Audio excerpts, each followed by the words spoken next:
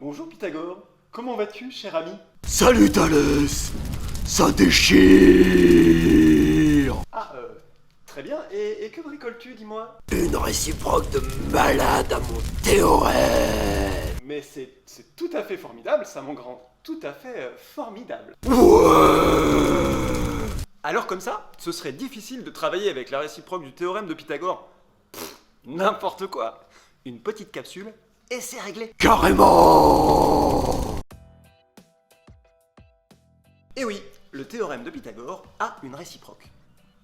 Mais à quoi sert-elle au fait? À prouver qu'un triangle rectangle. Tout à fait. Cette réciproque va nous permettre de prouver par exemple que ce triangle ABC est un triangle rectangle. Ah d'accord. Bon mais alors, comment on va faire? On se rappelle que le théorème de Pythagore permet de dire que si un triangle est rectangle, alors la somme des aires des petits carrés est égale à l'aire du grand carré. Sa réciproque dit que si on arrive à prouver que la somme des aires des deux petits carrés est égale à l'aire du grand, alors on peut dire que ce triangle est rectangle.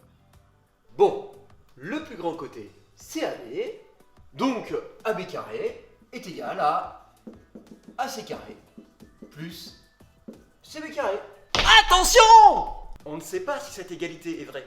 Il faut d'abord la prouver. Ah oui, donc, pour prouver que cette égalité est vraie, on va donc devoir faire deux calculs séparés. D'une part, l'aire du grand carré est égale à 20 au carré, c'est-à-dire à 400. D'autre part, la somme des aires des deux petits carrés est égale à 12 au carré plus 16 au carré, ce qui fait donc 144 plus 256, c'est-à-dire 400. Finalement, l'aire du grand carré est égale à la somme des aires des deux petits. D'après la réciproque du théorème de Pythagore, Oh, elle déchire cette réciproque. le triangle ABC est donc rectangle. Et comme son plus long côté, c'est AB, on peut donc dire que ce triangle, il est rectangle en C. Effectivement, cette réciproque, elle déchire. Et voilà, si vous avez des questions, n'hésitez pas à en parler à votre professeur de mathématiques.